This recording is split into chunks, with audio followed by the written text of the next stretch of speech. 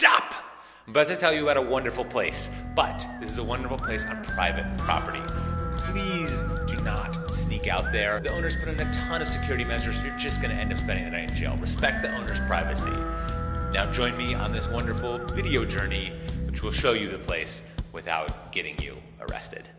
In Surrey, England, underneath the placid waters of an artificial lake, lay the remains of a decaying underwater ballroom. Their past is both extravagant and tragic.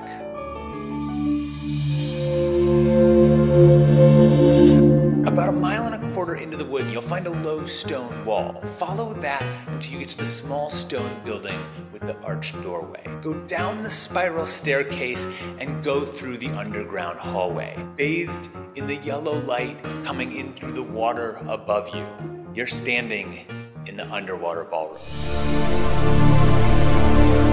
Whitaker Wright wore a lot of hats in his lifetime. When he finally settled on something, he settled on something big and illegal. Wright's London Globe Company floated bonds to prospective mining companies. And at first, his dealings weren't necessarily illegal, although maybe a little shady and misleading. The line between criminal and shady was crossed when Wright floated a huge loan to the Waterloo Railway. This was outside of his comfort zone, and things immediately went south. So he started writing himself loans, and then other loans to cover those loans. Fantastical loan built on loan structure. It was like his own little Victorian Lehman Brothers. It collapsed terribly, and in 1900 he fled to America. After being dragged back from New York to England to stand trial, Wright was sentenced to 7 years. After the trial, Whitaker walked out and asked for a glass of whiskey and a cigar. He took a drink of the whiskey, he took a puff of the cigar, and he fell over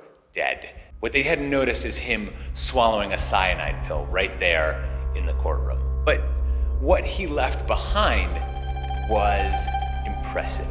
He built an enormous 32-room mansion on the Leah estate. But the crown jewel and one of the last things he built in this estate was this incredibly beautiful underwater ballroom. Technically, it might not be a ballroom. It was probably sort of a smoking chamber, hangout zone for him and his finance buddies. The only clue to his existence was a statue of Neptune that poked out of the lake above it. Whitaker Wright was not a man to do things in half measures. He lived big, he built extravagantly, he stole enormously, and then he died in the same manner as he lived, with a kind of Victorian exclamation point. Today, not much remains of his estate. In 1952, the entire estate burnt down in a horrible fire.